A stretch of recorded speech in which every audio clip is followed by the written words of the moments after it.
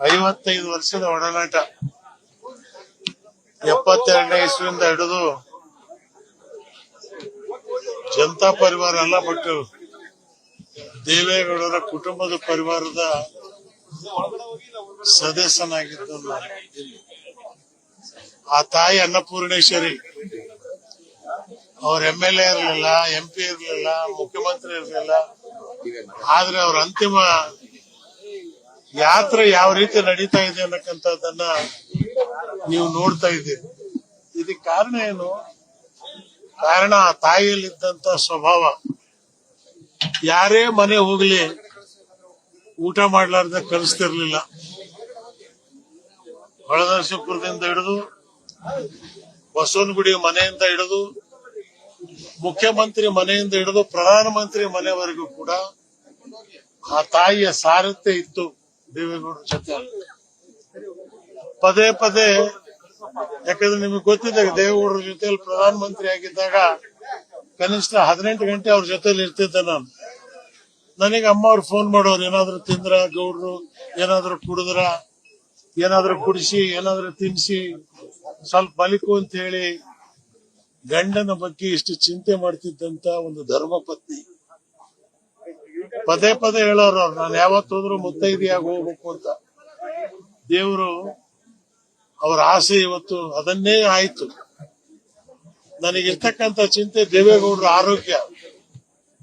ಯಾಕಂದ್ರೆ ಚೆನ್ನಮ್ಮನವ್ರು ಇಲ್ಲದೆ ದೇವೇಗೌಡರು ಒಂದು ದಿವಸ ಕಳೆಯೋದು ಬಾರಿ ಕಷ್ಟ.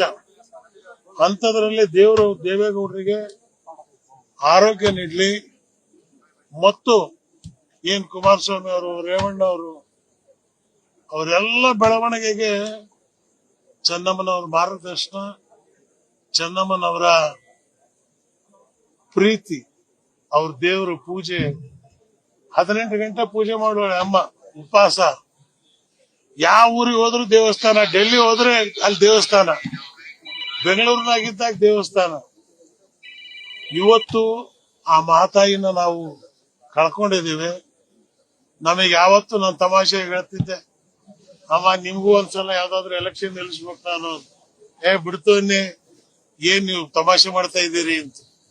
ಯಾವತ್ತು ನೀವು ನೋಡಿದಿರಿ ಅವ್ರ ಮೈ ಮೇಲೆ ಇರ್ತಕ್ಕಂಥ ಬಟ್ಟೆ, ಅವ್ರ ಮೈ ಮೇಲೆ ಬಂಗಾರ 10 kg ಬೇಕಾದ್ರೆ ಹಾಕ್ಬೋದಾಗಿತ್ತು ಅವರು.